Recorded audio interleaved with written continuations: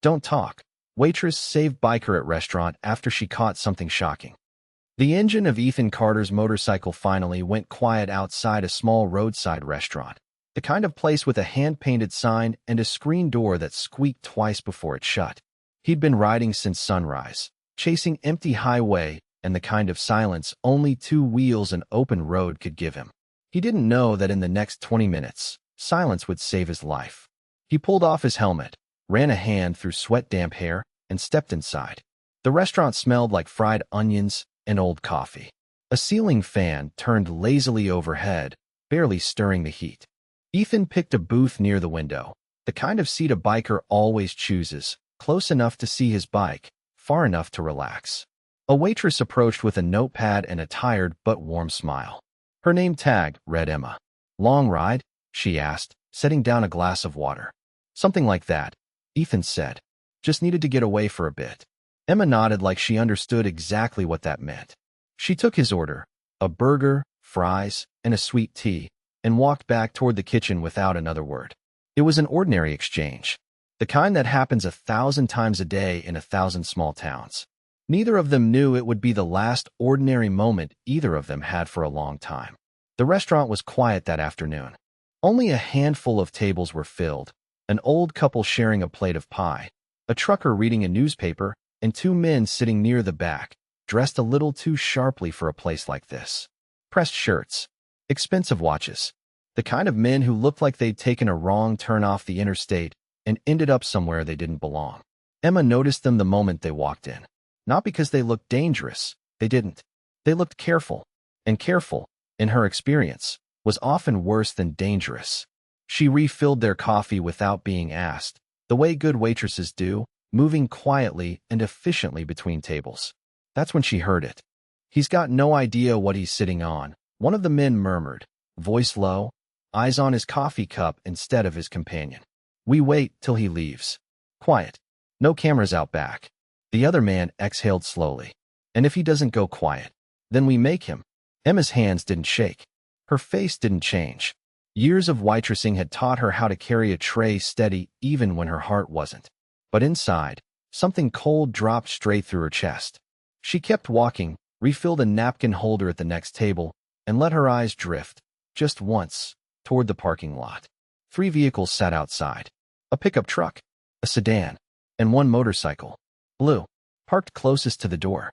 The biker with the blue motorcycle. She hadn't heard those exact words yet, but she would.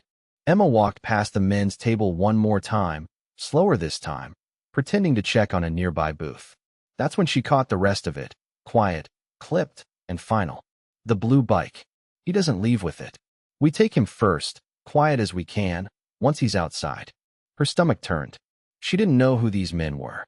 She didn't know what the biker in booth 4 had done or hadn't done, or what was so important about his motorcycle that 2 men in pressed shirts were planning to hurt him for it.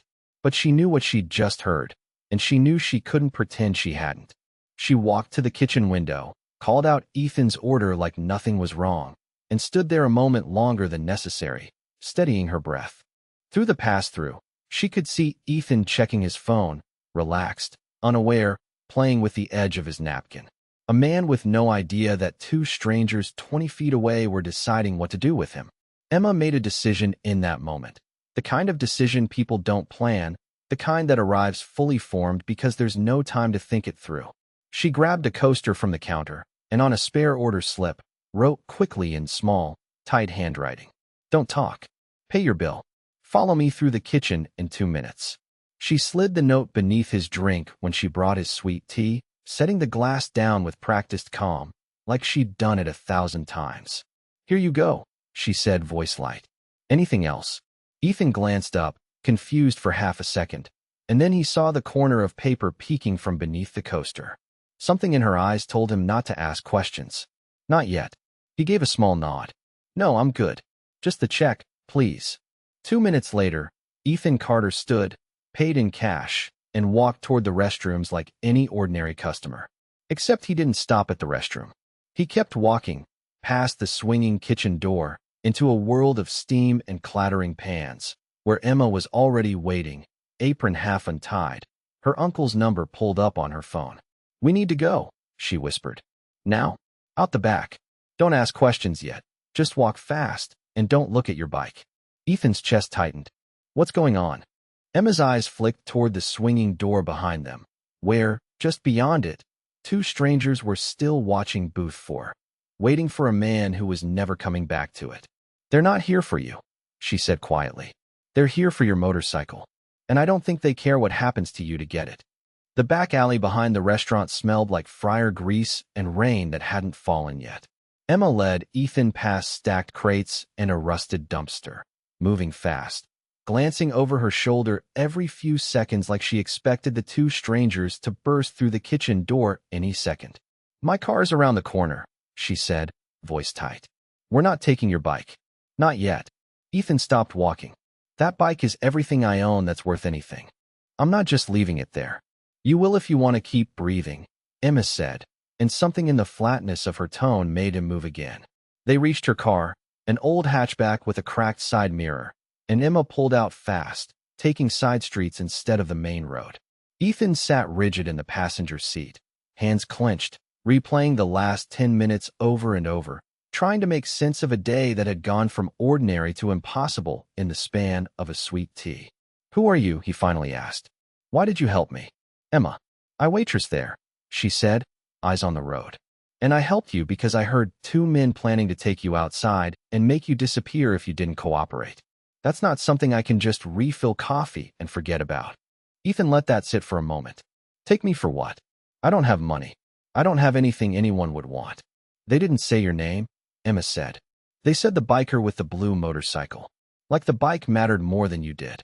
Ethan's jaw tightened, but he didn't answer. He didn't have an answer. As far as he knew, it was just a motorcycle, beat up, secondhand, nothing special except that it ran well and had never once let him down on the road. 20 minutes later, Emma pulled into a gravel lot behind a squat metal building with a faded sign reading Brooks Motorcycle Repair. A light was still on inside. My uncle, Emma explained, killing the engine. He's fixed half the bikes in this county. If anyone can tell us if something's wrong with yours, it's him. And we need to know what we're dealing with before we go anywhere else. Inside, the garage was warm with the smell of oil and metal. Emma's uncle, a broad man named Walt with grease-stained hands and 30 years of quiet patience, listened without interrupting as Emma explained what happened, speaking fast and low. When she finished, Walt didn't ask questions. He just wiped his hands on a rag and said, Bring it here tomorrow morning. Quiet, back entrance. Nobody sees it come in. We don't have the bike, Emma said. We left it at the restaurant. Walt exhaled slowly. Then we've got a bigger problem than I thought. It took careful planning and a borrowed truck, but by the time night fully settled over the town, Ethan's motorcycle sat safely inside Walt's garage, wheeled in under a tarp like stolen cargo, which, in a strange way, it now felt like it was. Walt circled the bike slowly, running his hands along the frame, checking the tank, the seat, the wheel wells. Ethan stood off to the side, arms crossed, feeling oddly exposed watching a stranger examine the one thing he trusted most in the world. You said you bought this used? Walt asked, not looking up. About 4 months ago, Ethan said. Police auction, actually. It had been sitting impounded for almost a year. No owner ever claimed it. I got it for next to nothing. Walt's hands paused on the fuel tank cover. He frowned, tilting his head, tapping the metal with 2 knuckles. It made a sound slightly different from the rest of the tank. Not quite hollow, but not quite solid either. That's not factory, he muttered. What? Ethan stepped closer. Walt grabbed a small tool from his bench and, with careful, practiced movements, pried the fuel tank cover loose. Beneath it, tucked into a compartment that had clearly been custom-built and expertly hidden, sat a small black flash drive, wrapped in a thin layer of protective foam. The garage went silent except for the hum of the overhead light. Emma stepped forward first, staring at the drive like it might explode. Someone hid that on purpose. Somebody who knew exactly what they were doing, Walt said, turning the drive over in his fingers. This compartment wasn't rushed. Whoever built this took their time. And whoever's looking for your bike isn't looking for the bike at all. Ethan felt the floor tilt slightly beneath him. They're looking for that. Nobody answered, because nobody needed to. The pieces were falling into place with a weight that made the room feel smaller, two well-dressed strangers, a quiet threat over coffee, an abandoned motorcycle nobody claimed for a year, and now, a hidden drive built into a place no casual thief would ever think to search. Emma finally broke the silence, her voice quieter now, almost to herself. This isn't about a motorcycle. It never was. Walt set the drive down on a workbench like it was something fragile, something dangerous. Question is, he said, what's on it? And who's willing to hurt people to get it back? None of them had an answer, but all three of them understood, in that moment, that walking away from it now was no longer an option. Nobody slept much that night. Ethan stretched out on a cot in the back of Walt's garage, staring at the ceiling, listening to every car that passed on the road outside. Emma sat awake in the office chair beside him, the flash drive resting in a small tin box on the desk like it might start ticking if left alone too long. By morning, they had a plan, thin as it was. Emma pulled out her phone and scrolled to a name she hadn't messaged in almost a year. Ryan, she said, half to herself, half to Ethan. We went to college together. He works in cybersecurity now, does contract work for a couple of companies downtown. If anyone can open this without wrecking it or setting off some kind of alarm, it's him. Ethan raised an eyebrow. You trust him? With my life? Emma said simply.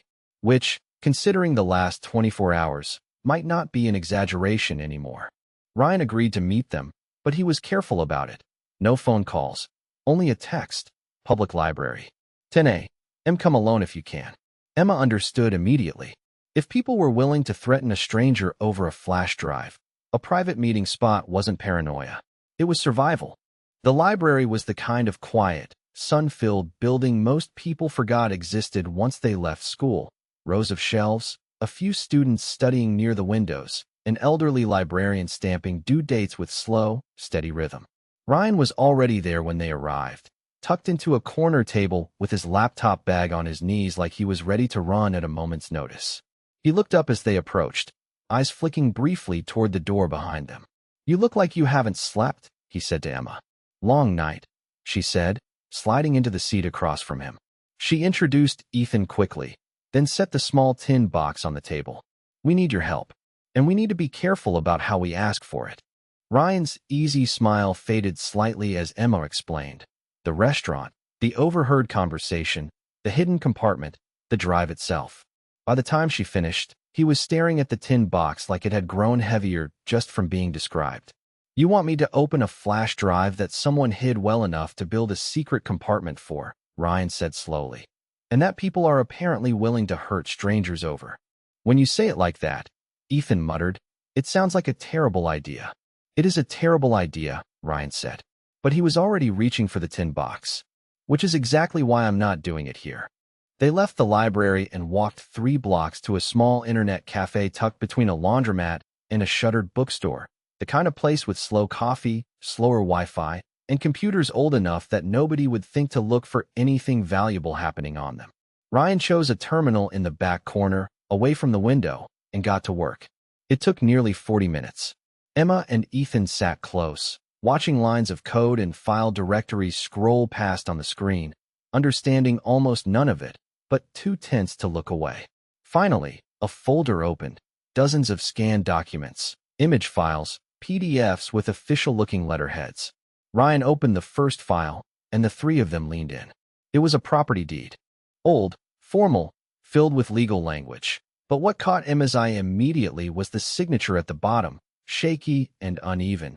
Nothing like the confident script beside it that was supposedly the same person's name on a different document. That's forged, Emma whispered. Look, 2 signatures, same name, completely different handwriting. Ryan opened more files. Survey maps, land ownership records, letters between lawyers discussing expedited transfers, and simplified paperwork for elderly landowners who, according to notes scrawled in the margins, won't likely notice the discrepancy. Dozens of names, dozens of properties, farms and small plots of land, passed down for generations, quietly signed away through documents that didn't match the people who supposedly signed them. This isn't a random scam, Ryan said quietly, scrolling through file after file. This is organized. Someone's been doing this for years. Ethan felt something cold settle in his chest. And whoever built that compartment in my bike knew this evidence existed. They hid it there on purpose. Which means the people who want it back, Emma said slowly, are the same people who did this to all these families. Ryan didn't respond right away. He was still scrolling, jaw tight, when the cafe door chimed behind them. He glanced up out of habit and froze. Two men stood near the counter, speaking quietly to the barista. Pressed shirts. Careful, unhurried movements. One of them scanned the room slowly, deliberately, the way someone searches a space they expect to find something specific in. Anyone seen a guy come through here on a motorcycle? One of them asked the barista, voice casual, almost friendly. Blue bike. Should have come through the area yesterday. Emma's stomach dropped. Ryan's hand moved instantly to the laptop, minimizing windows, ejecting the drive in one smooth motion before sliding it back into the tin box. Don't look at them, Emma whispered, gripping Ethan's arm under the table. Don't move fast. Just breathe. The men's eyes swept the cafe, past the students, past the elderly man reading a newspaper, pausing for half a second too long on their corner table before drifting away, unconvinced but not yet certain. Ethan realized, with a chill crawling up his spine, that the two strangers weren't just looking for a motorcycle anymore. They were looking for them.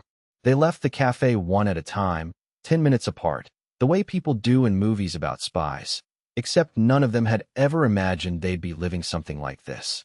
Ryan went first, laptop bag slung over his shoulder, walking calmly toward a bus stop 2 blocks away. Ethan went next, hood up, keeping his head down. Emma waited the longest, watching through the window until the two men finally gave up on the barista and stepped back out onto the sidewalk, scanning the street before moving on. They regrouped at a gas station on the edge of town, engines idling, nerves still raw. We can't keep running blind, Emma said, leaning against her car. We know what's on the drive. We know people are looking for us now, not just the bike. But we don't know who's behind it. Not really. Ryan rubbed his eyes, exhausted. The documents mention a county records office. Half the forged transfers reference filings there. Original deeds, survey approvals, notarized signatures. If someone's been swapping real records for fake ones, there might still be a trail. Which county? Ethan asked. Ryan checked his notes. Not here. Next town over, maybe 40 minutes. It was risky, and they all knew it. But sitting still felt riskier. By early afternoon, they pulled into the parking lot of a modest brick building with faded lettering above the door. County Records and Land Office. Inside, the air smelled like old paper and dust, the kind of stillness found only in places where time moved slower than anywhere else. An elderly clerk sat behind the counter, glasses low on his nose, sorting through a stack of files with the unhurried patience of someone who'd done this job for decades. His name tag read Harold. Emma approached carefully, unsure how much to say. We're trying to verify some old property records, she said. Land transfers, maybe 10, 15 years back. Harold glanced up, studying her for a long moment, longer than a simple records request usually warranted. Which properties? Emma hesitated, then pulled out her phone, showing him a few of the scanned documents Ryan had printed at the library. Harold's expression shifted the instant he saw them. He set down his pen slowly, like the air in the room had suddenly changed. Come with me, he said quietly. Not out here. He led them to a small back office, closing the door behind them before speaking again. I retired from this office 3 years ago, he admitted. I still help out part-time, mostly organizing archives nobody else wants to deal with. But I remember these files. I remember when they started disappearing. Disappearing? Ethan asked. Harold nodded slowly. Original deeds. Survey approvals. Things that should never leave this building. One by one, over several years, key documents went missing from storage. Always quietly, always explained away as filing errors or water damage. But I kept my own notes. Old habits, he gave a faint, tired smile. Nobody trusts computers completely when they've spent 40 years watching paper get lost on purpose. He walked to a locked cabinet in the corner, unlocked it with a small brass key, and pulled out a thick, leather-bound ledger, its pages yellowed and slightly curled at the edges. I kept a personal record of every file that vanished, and when, Harold said, placing the ledger gently on the desk. I always suspected someone inside this office, or connected to it, was replacing real records with forged copies. I just never had proof strong enough to take anywhere. Not until now. Emma opened the ledger carefully, her eyes scanning names, dates, property descriptions, matching almost perfectly with the files Ryan had pulled from the flash drive. This confirms everything, Ryan said, leaning over her shoulder, voice hushed with disbelief. The forged documents, the missing originals, it's the same pattern, the same properties, the same timeline. Harold closed the ledger and slid it toward Emma. Take it. It's safer with you than sitting in a drawer waiting for someone to finally notice it's still here. Why help us? Ethan asked. You don't even know us. Harold's expression grew distant for a moment. Because I watched an elderly farmer come in here 8 years ago, confused and heartbroken, asking why his family's land no longer belonged to him. He swore he never signed anything giving it away. I believed him then. Nobody else did. He looked at each of them in turn. If you're trying to fix what happened to people like him, then you have more courage than this whole office ever did. They thanked him quickly, aware of the time slipping by, and stepped back out into the afternoon light with the ledger secured carefully in Emma's bag. But as they crossed the parking lot toward the car, Ethan noticed a dark sedan parked near the entrance. Engine running, windows tinted, positioned in a way that gave a clear view of the building's only exit. Don't run, Emma whispered, gripping his arm. Just walk. Normal pace. They climbed into the car, pulling out slowly, deliberately casual. But in the rearview mirror, the sedan's headlights flicked on, easing out of its spot and falling into place 2 cars behind them. They're following us again, Ryan said quietly from the back seat, watching the mirror. Emma's hands tightened on the wheel. Then we need to make sure wherever we go next, we're not the only ones who know the truth anymore. They lost the sedan somewhere past midnight, cutting through a gas station, doubling back on a farm road, and finally pulling into a motel parking lot 2 towns away under a name that wasn't theirs. Nobody spoke much. Adrenaline had a way of burning out into exhaustion, and by the time Emma finally closed her eyes, the sky outside was already turning gray with morning. They woke late, moving slower than the day before, weighed down by fear that had started to feel less like panic and more like a permanent guest. We need to know more about the bike, Ethan said over coffee that tasted like it had been sitting too long. Before I bought it, before the auction, someone built that compartment. Someone hid that drive. If we find out who owned it before me, maybe we find out who's really behind all this. Ryan was already searching on his laptop, cross-referencing the auction paperwork Ethan still had saved on his phone. It took almost an hour, digging through old impound records in a database Ryan probably shouldn't have had access to, but eventually a name surfaced, Daniel Whitfield. Last known address, a small lakeside village nearly 2 hours north.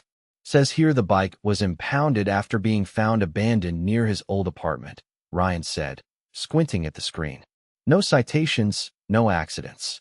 Just left there. Nobody ever claimed it. That's strange, Emma murmured. Who abandons a motorcycle and never comes back for it? Someone in a hurry, Ethan said quietly. Or someone scared. They drove north that afternoon, the tension in the car easing slightly with distance, replaced by something quieter, anticipation, maybe even hope that answers were finally within reach. The lakeside village, when they arrived, felt like stepping into a different world entirely. Small wooden docks stretched into calm water. Retired couples walked slow, unhurried paths along the shoreline. It was the kind of place built for forgetting the outside world existed. They found Daniel Whitfield's old apartment building easily enough, but the landlord, a heavy-set man trimming hedges out front, shook his head before Emma even finished her question. Whitfield moved out almost a year ago, he said. Left in a hurry, too. Paid 3 months rent up front. Said he had a family emergency overseas, and just never came back. Did he say what kind of emergency? Emma asked. The landlord shrugged. Something about his mother getting sick. Didn't ask too many questions. Tenants come and go, he paused, studying them for a moment. You friends of his? Something like that, Ethan said carefully. The landlord softened slightly. He left some boxes in storage, actually. Never came back for those either. Figured he'd forfeited the deposit and moved on with his life. You're welcome to look, if you want. Don't imagine he'd mind at this point. The storage unit was small, dusty, filled with the leftover fragments of a life packed up too quickly, mismatched dishes, old clothes, a box of paperback novels. But tucked in the corner, half hidden beneath a folded tarp, was a cardboard box labeled simply, Work. Inside were notebooks filled with handwritten notes, printed news clippings, and a laminated press badge with Daniel Whitfield's photo on it. Beneath the words Investigative Journalist, Regional Times. He wasn't just some random guy who abandoned a motorcycle, Ryan said slowly, flipping through the notebooks. He was investigating something. Look at this. The notebooks were filled with names, many of them matching the forged documents from the flash drive. Notes about land fraud, suspicious county filings, elderly landowners who'd lost property under circumstances nobody could quite explain. Whitfield had been building the same case they'd stumbled into, piece by piece, for months before he vanished. He must have realized someone was getting close to him, Emma said, sitting back on her heels. That's why he hid the drive and the bike instead of keeping it on him. And then he ran, Ethan added quietly. Left everything behind. His apartment, his job, his life, because he thought it was the only way to stay safe. The pieces settled into place with a clarity that made the whole situation feel both smaller and far more dangerous than before. This wasn't about Ethan. It had never been about Ethan. He was simply a man who'd bought an abandoned motorcycle at auction, never knowing it carried the unfinished work of a journalist who'd disappeared, trying to expose a fraud too big and too dangerous to ignore. They've been chasing this motorcycle the whole time, Emma said, almost to herself. Not you. Not really. Just whatever was hidden inside it. Ethan let out a slow breath, equal parts relief and dread. Relief, because it meant he wasn't the target of some grand, personal conspiracy. Dread, because it meant the people hunting them weren't going to stop just because he wasn't involved. They were going to keep coming, for as long as the truth stayed hidden inside that small, encrypted drive. And now, inside the four of them who knew what it held. By the time they left the lakeside village, the sun was already sinking behind the hills, and none of them wanted to risk driving back the way they'd come. Ryan suggested cutting through the mountains instead, a longer route, but quieter, less predictable. Emma agreed. Predictable was starting to feel like the most dangerous thing they could be. They found a small motel tucked along a winding mountain road, the kind of place with a flickering neon sign and a manager who barely looked up from his television to hand over a room key. It wasn't much, but it was isolated, and isolated felt safer than crowded right now. They took 2 rooms, side by side, and for the first time in 3 days, allowed themselves a few hours to simply breathe. Emma sat on the edge of the bed, the leather ledger open on her lap, cross-referencing names with the notebooks from Whitfield's storage unit. Ethan paced near the window, glancing out every few minutes at the empty parking lot. Ryan worked quietly in the corner, trying to trace any digital footprint connected to the fraud, though the mountains offered little more than a weak, flickering Wi-Fi signal. It was almost 10 o'clock when the phone in Emma's room rang, an old landline, the kind hotel rooms still had, connected through the motel's front desk. She hesitated before answering. Hello. Emma Brooks, a calm, measured voice said on the other end.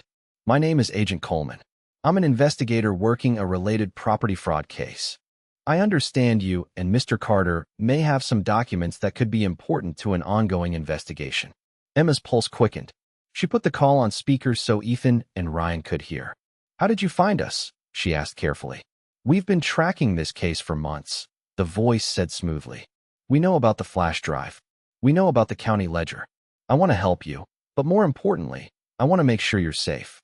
The people involved in this are dangerous, and I don't think you understand how far they're willing to go. Ethan leaned closer to the phone, frowning. If you're really an investigator, why call a motel landline instead of going through official channels? There was a brief pause, barely noticeable, but enough. Discretion, the voice said finally. We can't risk the wrong people intercepting official communication. If you bring me the flash drive and the ledger, I can guarantee your protection. Tell me where you are, and I'll have someone meet you within the hour. Emma's stomach tightened. Something about the request felt too smooth, too convenient. An answer arriving exactly when they needed one most, wrapped in just enough official language to sound believable. Well, think about it, she said carefully, and hung up before he could respond further. The room went quiet. Ryan was the first to speak. That felt off. Very off. Emma agreed, sitting back down slowly. A real investigator wouldn't ask us to just hand over evidence to a stranger on the phone. They want to verify our identities first. Set up an official meeting. Involve local law enforcement. She shook her head. He never even asked which documents we had specifically. Just said the drive and the ledger. Like he already knew exactly what we found today. Which means someone's been tracking us closer than we thought, Ethan said quietly. Maybe even listening in on parts of what we've been doing. The realization settled over the room like a weight. If the caller already knew about today's discoveries at the records office and Whitfield storage unit, their pursuers weren't just following a motorcycle anymore. They were watching, piecing together every step Emma and Ethan had taken since the moment they left the restaurant.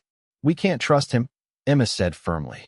Whoever that was, real investigator or not, we don't hand anything over blind. They agreed to stay quiet for the night, keep the documents close, and leave before sunrise using a different route. But sleep didn't come easily. Around 2 in the morning, Ethan woke to the faint sound of footsteps outside, slow, deliberate, moving between the parked cars in the motel lot. He crept to the window, careful not to disturb the curtain too much, and peered out into the darkness. A figure moved methodically from vehicle to vehicle, pausing at each one, checking beneath wheel wells and around fuel tanks with the focused patience of someone who knew exactly what they were searching for. Ethan's breath caught. It wasn't Ethan's motorcycle in the lot. They'd left it hidden safely at Walt's garage, but the figure was checking every bike-shaped shadow anyway, unwilling to leave any possibility unchecked. He woke Emma and Ryan immediately, voice low and urgent. Someone's out there. Checking vehicles. We need to move now. They packed in silence, moving through the motel's back stairwell instead of the main entrance, slipping into Emma's car parked deliberately around the side of the building. As they pulled out onto the dark mountain road, headlights off until they cleared the lot, Emma finally allowed herself to say what all three of them were thinking. Whoever's hunting us isn't guessing anymore, she said, voice tight with exhaustion and fear. They're close. And after tonight, I don't think there's anyone left we can trust except each other. Dawn found them on a narrow back road winding through farmland, fields stretching gold and green on either side, mist still clinging low to the ground. Nobody had slept properly in days, and it showed. In the shadows under Emma's eyes, in the tightness of Ethan's jaw, in the way Ryan kept glancing at his laptop screen like it might suddenly reveal an answer none of them had thought to ask for yet. We need somewhere safe to actually think, Emma said, gripping the wheel. Somewhere nobody's expecting us to go. Ryan scrolled through Whitfield's notebooks again, searching for anything that might point them somewhere useful. He stopped on a page near the back, a list of names and addresses written in tight, careful handwriting, each one marked with a small check mark or a question mark beside it. These match names from the flash drive, he said. Landowners. Whitfield was planning to interview them, get their side of the story, maybe even video testimony. Looks like he only got through a handful before he disappeared. One name stood out, circled twice. Ruth Alden, Alden Family Farm. They found the farm an hour later, a modest farmhouse surrounded by fields that had clearly been worked for generations, fences mended more times than replaced, a barn leaning slightly with age but still standing strong. An elderly woman sat on the porch shelling peas into a metal bowl, and she looked up with quiet curiosity as the car pulled into her drive. Emma approached carefully, introducing herself and explaining, as gently as she could, why they'd come. She showed Ruth a printed copy of one of the forged documents, the survey map matching the woman's own property lines almost exactly. Ruth's hand stopped moving. She stared at the paper for a long moment, then set the bowl of peas aside and rose slowly from her chair. You'd better come inside, she said, voice steady but tight with something old and painful. Over tea that none of them really wanted, but all of them drank anyway, Ruth told her story. Nearly 10 years earlier, a well-dressed man had visited, offering to help her family simplify some paperwork related to a small loan against part of their land. She remembered signing a few pages, trusting the polished folder and confident smile, never imagining the papers weren't what she'd been told. 3 years later, Ruth said, a letter arrived saying the back 40 acres belonged to a development company. I never sold it. Never meant to sign anything close to that. But when I went to the county office to fight it, They told me the paperwork was all in order. My signature was right there on the deed. She shook her head slowly. I know my own signature, and it wasn't right. It was close. Close enough to fool anyone who didn't look hard. Emma exchanged a glance with Ethan. The same shaky, mismatched signature they'd noticed on the very first document Ryan had opened at the internet cafe. Do you still have anything from before the paperwork changed? Emma asked carefully. Old letters, agreements, anything with your real signature? Ruth was quiet for a moment, then rose and disappeared into a back room. She returned carrying an old shoebox, its lid soft with age, filled with yellowed papers, handwritten agreements between her late husband and the bank, notes from family meetings about the land, even a few personal letters mentioning the property by name. I kept everything, she said, setting the box down. Didn't know why exactly. Just felt wrong throwing away anything with my husband's handwriting on it. Her eyes glistened slightly. Guess some part of me always knew something wasn't right. Ryan carefully photographed each document, cross-referencing dates and signatures against the forged files from the drive. The match was undeniable. Ruth's real signature, consistent across a decade of handwritten records, was nothing like the version on the fraudulent deed. This is exactly what we need, Ryan said, unable to keep the excitement from his voice despite the exhaustion. Real, dated, handwritten evidence that predates the forged documents. This isn't just digital files anymore. This is physical proof a court can't easily dismiss. Word seemed to travel fast in small farming communities. By early afternoon, 2 more families had arrived at Ruth's porch, drawn by a quiet phone call and the kind of hope that spreads quickly among people who'd spent years feeling unheard. Each family carried their own story, a signature that didn't look quite right, paperwork that arrived too fast, promises of simplified loans that somehow became permanent losses. By evening, Emma, Ethan, and Ryan sat surrounded by boxes of old letters, handwritten agreements, and first-hand accounts that painted a picture far larger than any of them had first imagined. This wasn't a handful of isolated victims. It was a pattern, deliberate and widespread, carried out over years against people who trusted the system to protect them. This isn't just about proving Whitfield's evidence is real anymore, Emma said quietly, looking around at the small gathering of farmers and families who had, just hours earlier, been strangers. It's about giving these people their voice back. Ruth reached over and squeezed Emma's hand, her grip surprisingly firm for someone her age. Whatever happens next, she said, you're not doing this alone anymore. Not one of you. For the first time since the note beneath the coaster 3 days earlier, Emma allowed herself to feel something other than fear. She felt hope, fragile but real. By morning, Ruth's porch had become something of a gathering point. 3 more families had arrived overnight, each carrying old letters, photographs, and the same quiet desperation to finally be believed. Emma realized they could no longer handle this alone, hiding in motels and back roads, hoping to outrun people who clearly had resources and reach beyond anything for ordinary people could match on their own. We need somewhere official, she said, gathering the boxes of evidence into the car. Somewhere with authority strangers with expensive watches can't intimidate. Ryan had already found the answer the night before, scrolling through directories until he landed on the Regional Legal Aid Center, a respected nonprofit specializing in property disputes, known for taking on cases too complicated or too costly for ordinary law firms to touch. It was 2 hours away, in a larger town with real courthouses and real oversight, far enough from the quiet counties where forged signatures had gone unnoticed for years. They arrived just after 9, a strange caravan of vehicles pulling into the parking lot. Emma's hatchback, Ruth's grandson driving 2 other families in an old pickup, and Ethan's motorcycle, finally retrieved from Walt's garage and ridden openly for the first time in days. It felt like a small act of defiance, riding it in plain sight after 3 days of hiding it like contraband.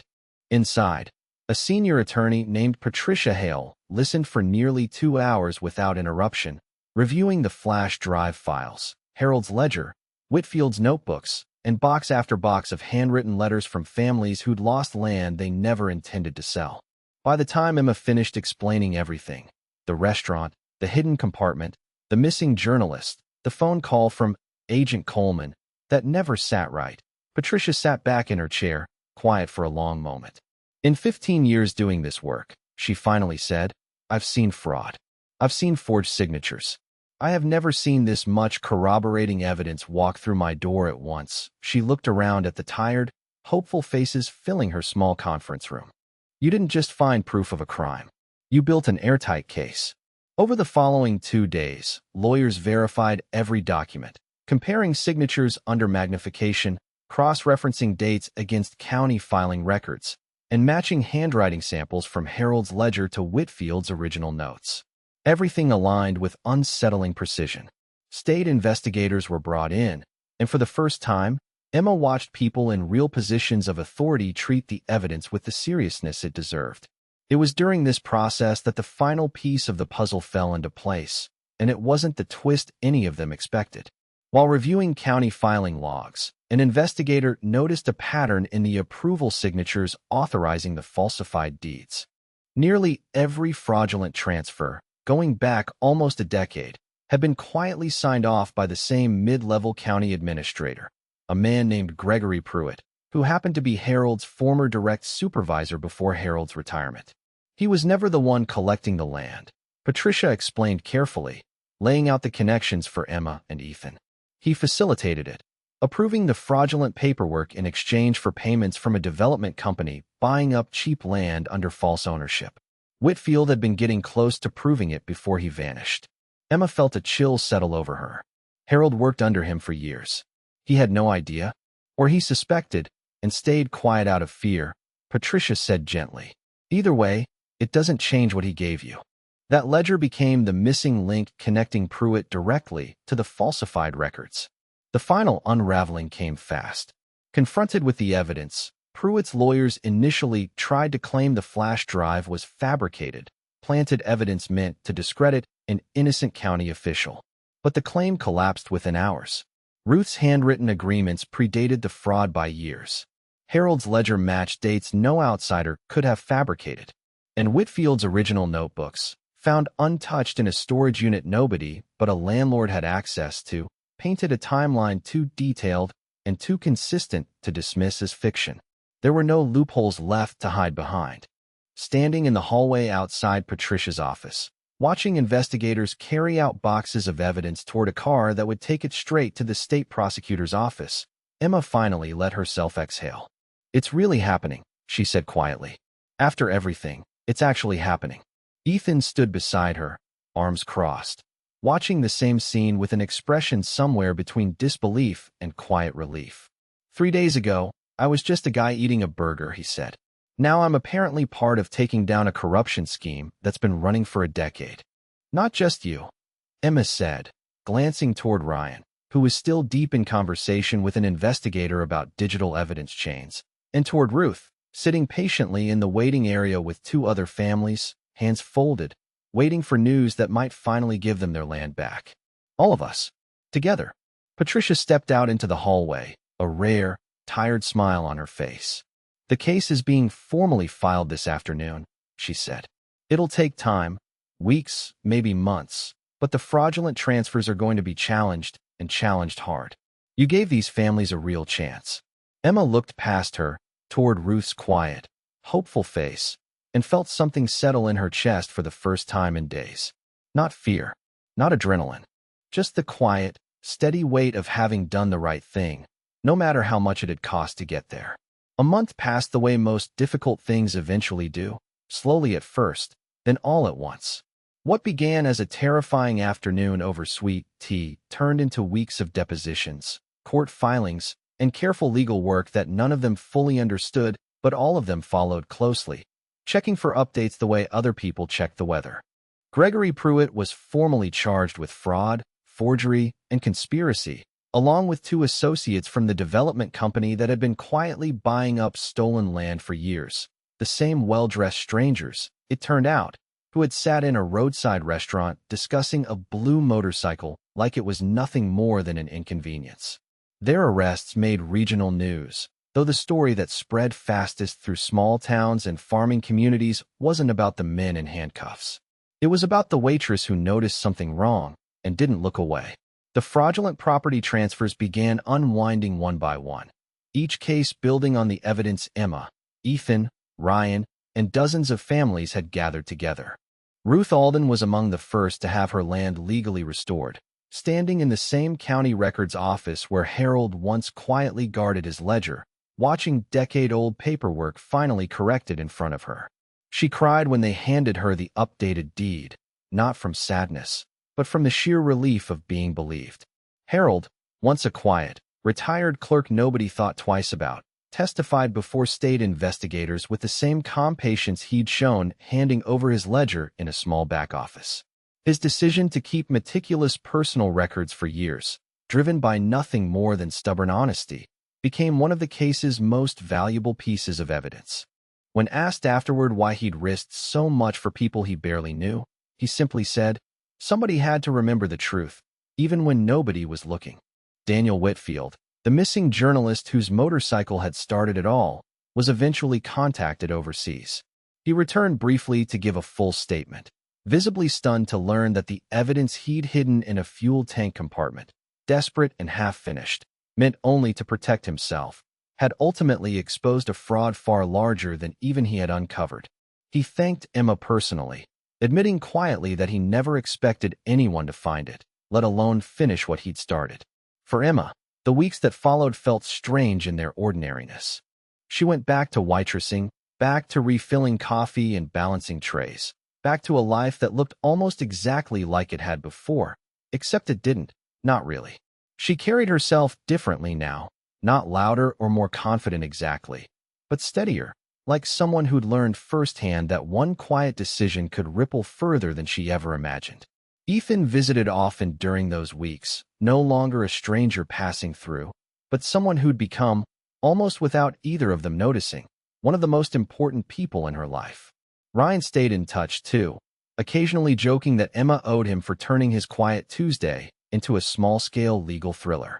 Even Walt, gruff as ever, mentioned once that he'd never had a more interesting motorcycle come through his garage, and he doubted he ever would again. 1 month to the day after that first afternoon, Ethan rode back into the same roadside restaurant parking lot, the same blue motorcycle beneath him, sunlight glinting off chrome that had once been hidden away like something dangerous. The restaurant looked exactly the same. Hand-painted sign, squeaky screen door, ceiling fan turning lazily overhead. Except now, regulars greeted him by name, and a few even asked, half joking, if he'd brought any more secret flash drives with him. Emma spotted him the moment he walked in, and for a brief second, the entire month collapsed into that same familiar feeling, her heart catching, some instinct telling her to pay attention, to notice. But this time, there was nothing to fear in it, only warmth. "Table by the window?" she asked, grabbing a menu, a small smile tugging at her mouth. "Actually," Ethan said, "I was hoping to sit wherever the waitress who saved my life happens to be working." Emma laughed, leading him to booth 4. The same booth, the same window, the same seat where two strangers had once quietly planned to hurt him.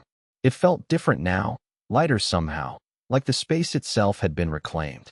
As she set down his drink, no note hidden beneath the coaster this time, Ethan reached out and gently caught her hand. "Thank you," he said simply. "Not just for that day, for everything after it." Emma looked at him for a long moment, thinking about everything that single decision had set into motion.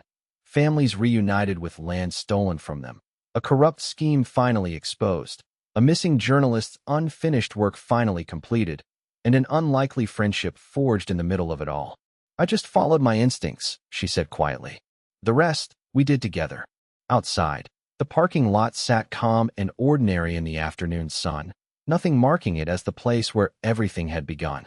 But Emma would always remember it, not as the day danger walked through the door, but as the day one quiet sentence, whispered without hesitation, had been enough to change countless lives. "Don't talk. Just follow me."